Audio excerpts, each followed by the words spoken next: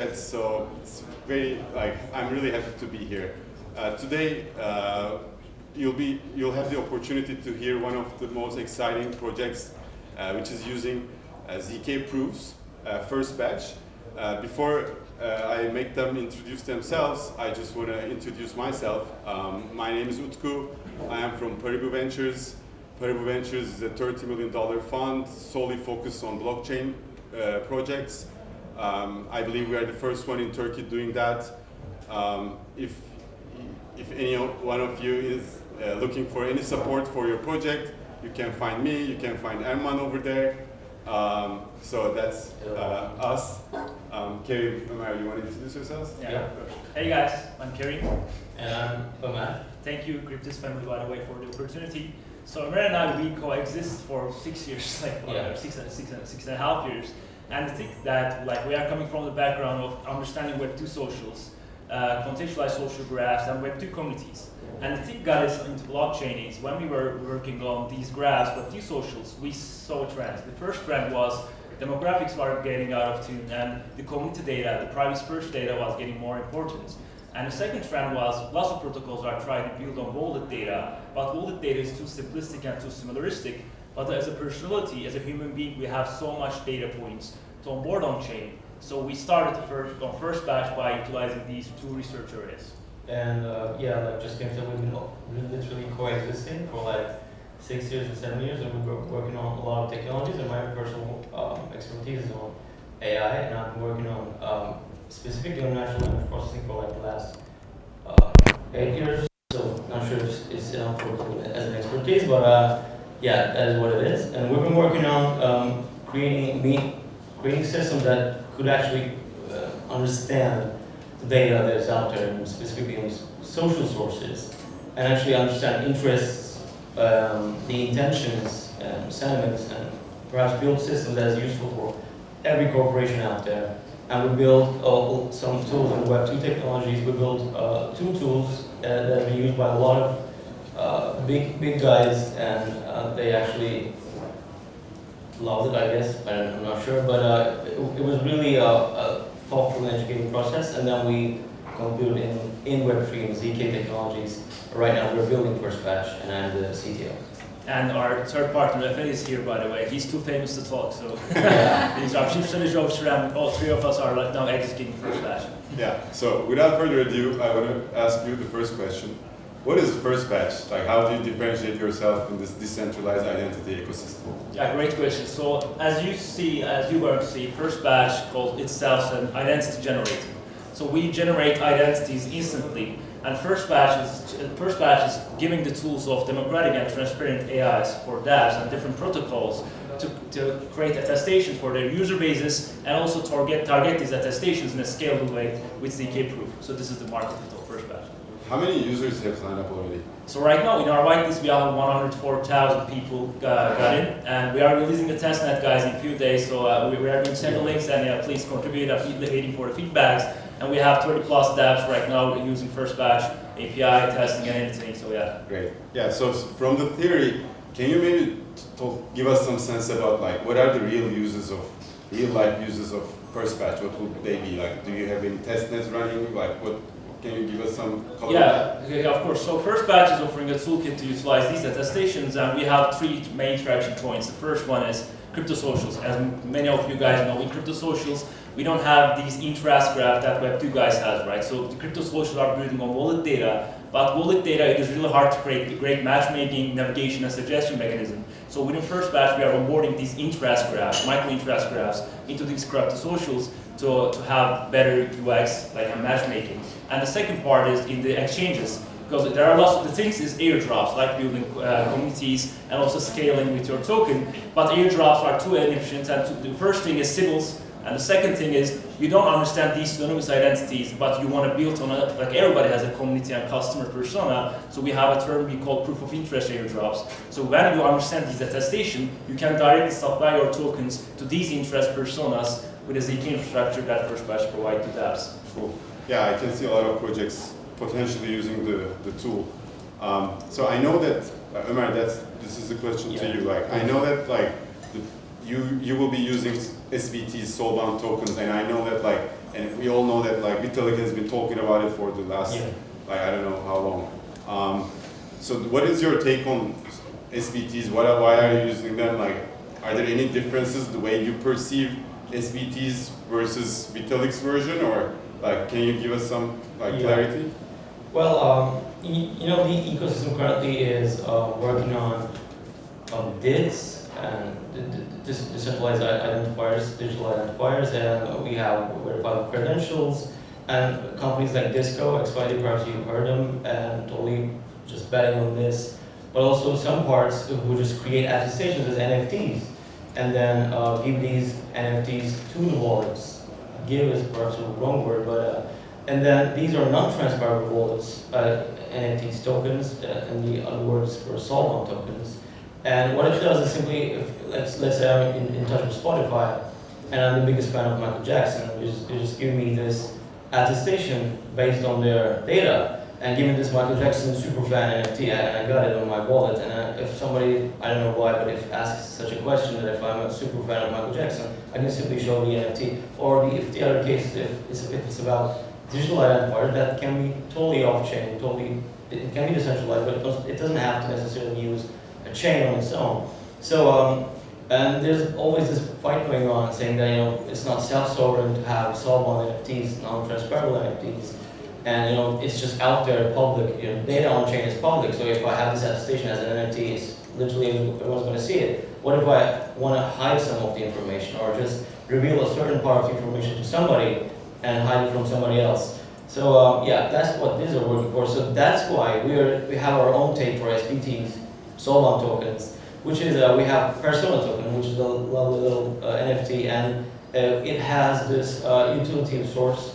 Simply, it's a key to access to the system, to the Firstbatch, and you're only able to use it once you have an NFT. And how you can have it, and it actually represents, it actually symbolizes the fact that you have provided data sources into the Firstbatch, and you have sufficient amount of data that is provable, and about your persona, about your interests, about your social personhood, and how organic you are, and it's quite sufficient for dApps to take actually serious. So once this platform is on, dApps going to provide incentives to actually get this personal data. So they have to make sure that you do have something on the system and it's already eligible. So it's an eligibility check, but also it's a key to access to the system. And once you have it, you can use it as a user, but it does not have any specific personal data as a metadata. So we're not encrypting anything on the metadata part.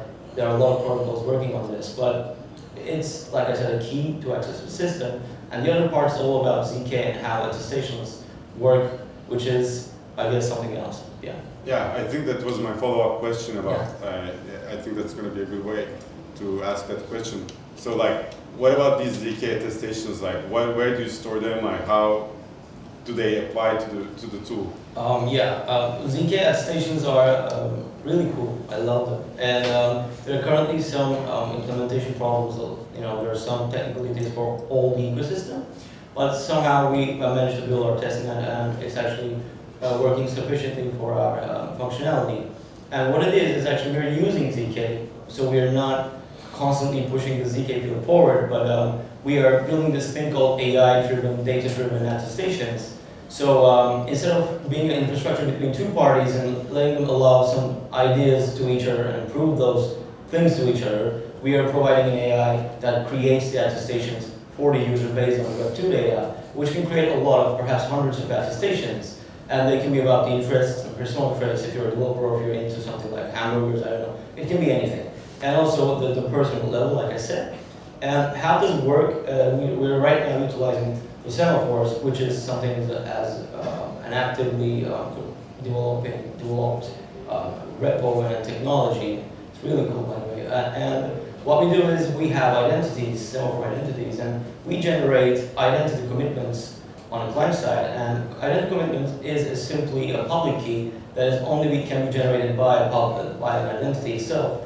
And we are using, and we are only storing identity commitments off-chain as groups of, like, in arrays. Let's say there are a group of people who are really enjoying NBA, and we have this set of identity commitments who do actually belong to that specific interest. And how ZK works on this part, we are storing Merkle roots on chain, and when somebody is going to prove that they're a member of a certain group, it's just a membership test for our sake, for our case, and they generate their ZK proof on the client side, which can take up to 20 seconds if you're using like 2012 MacBook Air, but it's way more short than if you're having higher level computers. And once you generate your proof on the client side, you verify that on chain, and you simply can prove that you belong to a certain group, and this group can be interest, personal traits, they can be about your personal brand, like I said. So Firstbatch allows this utility for users and dApps, simply allowing them to prove they do exist in a certain group of people, which is determined by the AI. Cool. Thank you. Thanks.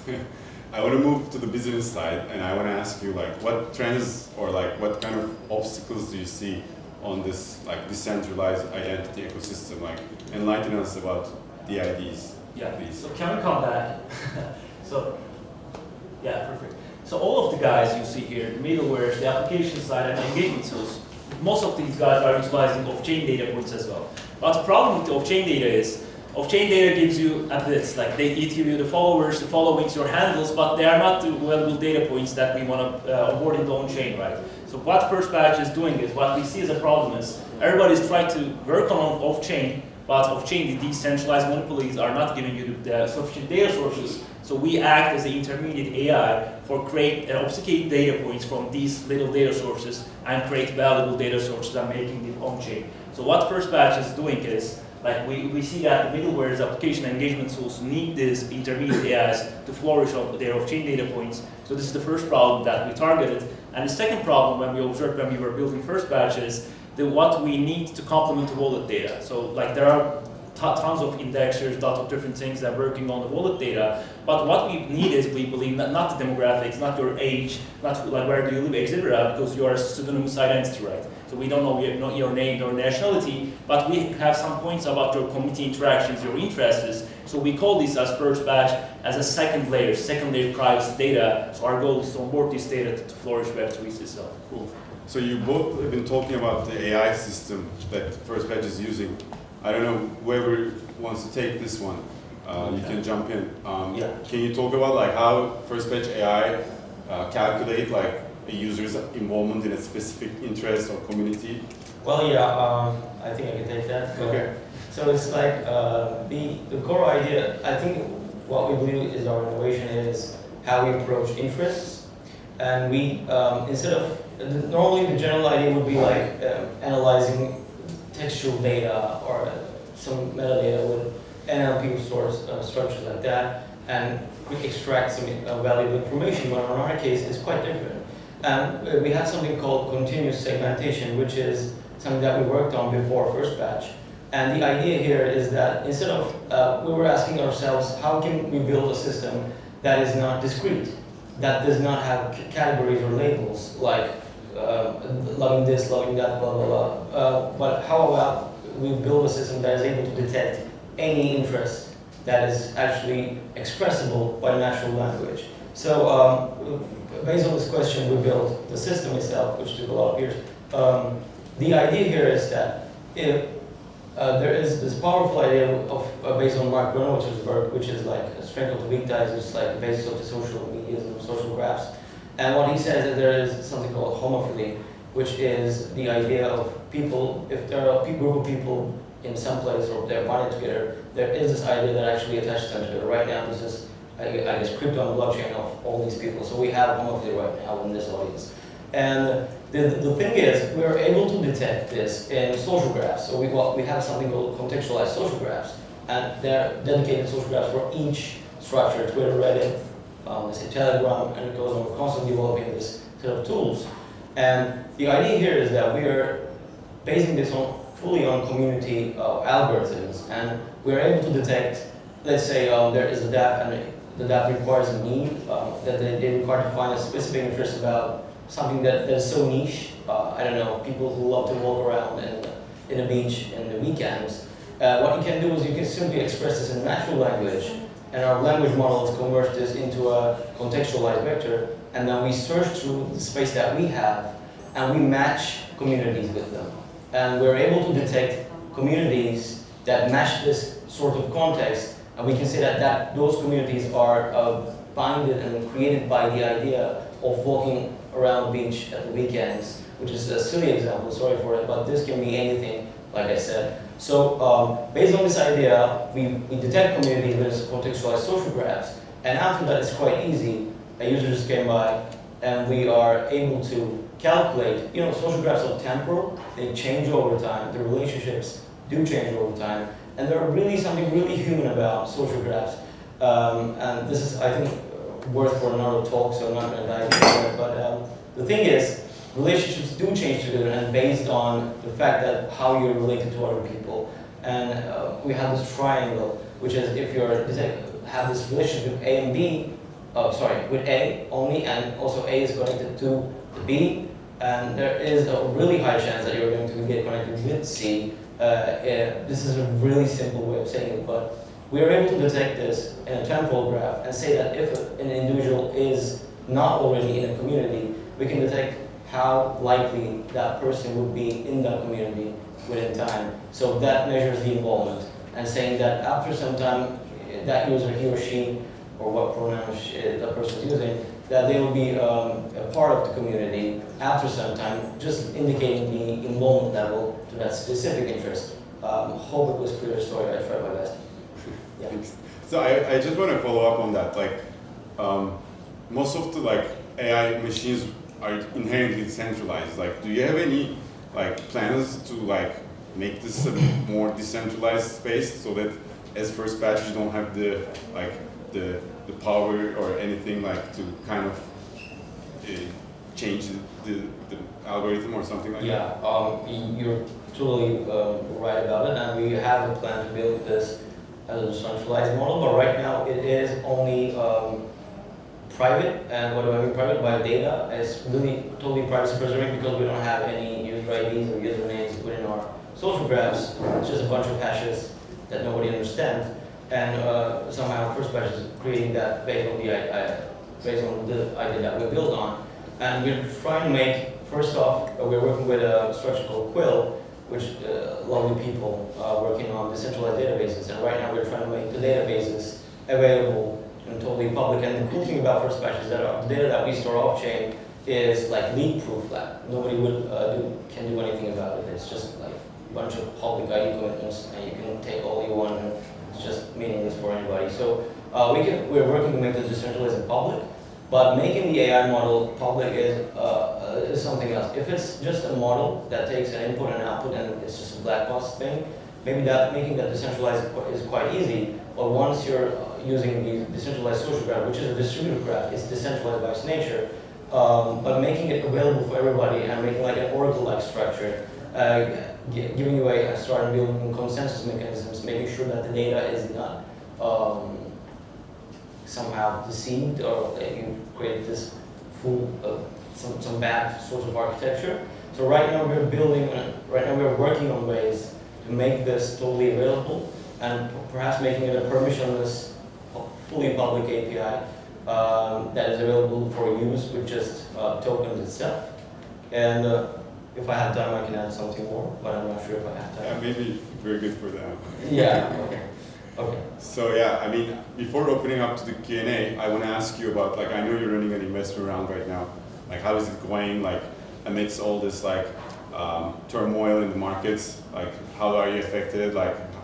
How is it going for you? Yeah, so the thing is, thank God, everything is all right, and the first round is oversubscribed. And right now we raised a bit, and right now we are finalizing the rounds. We have received the 80 to 75% of the commitments.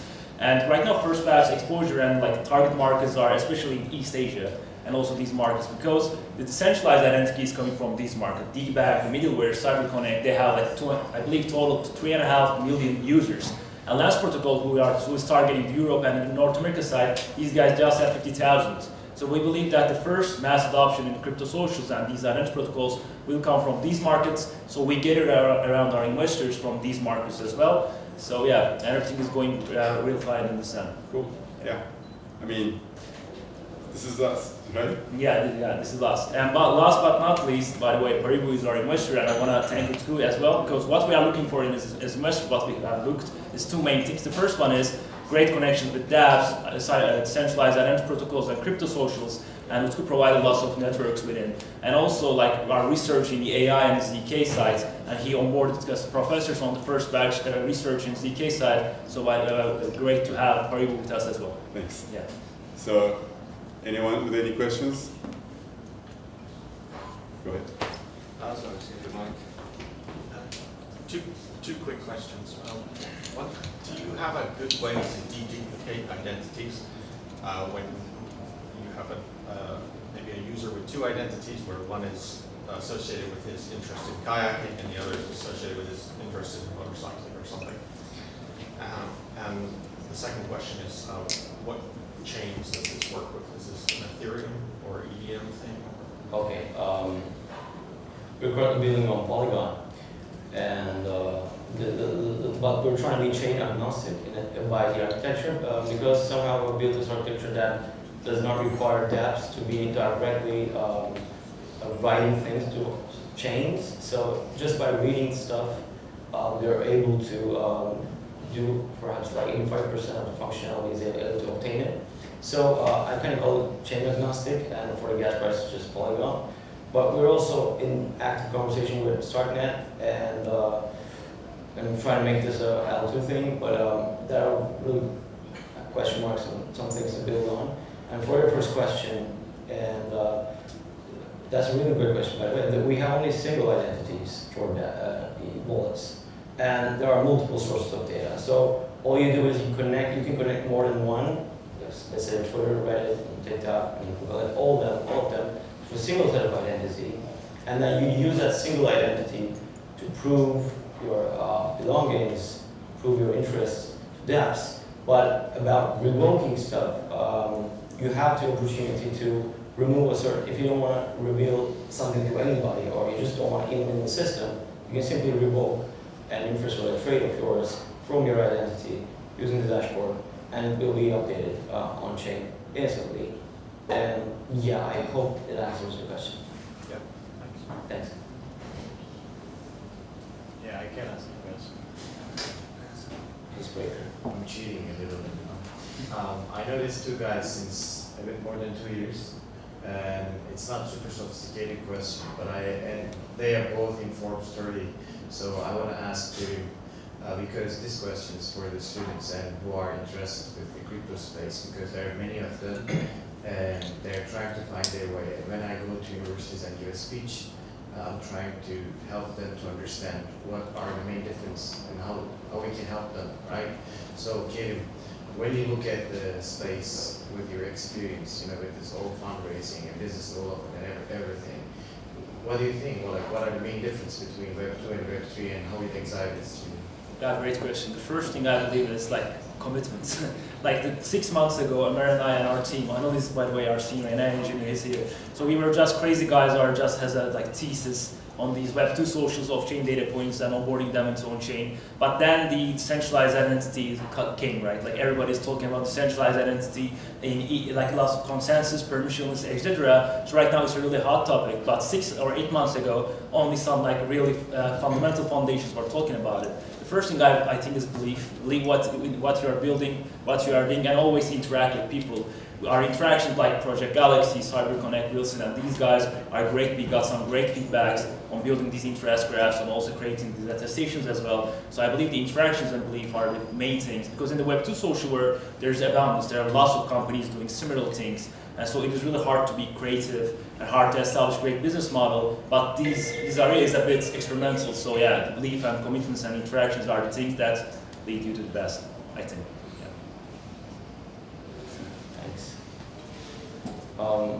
Please feel free to ask any questions.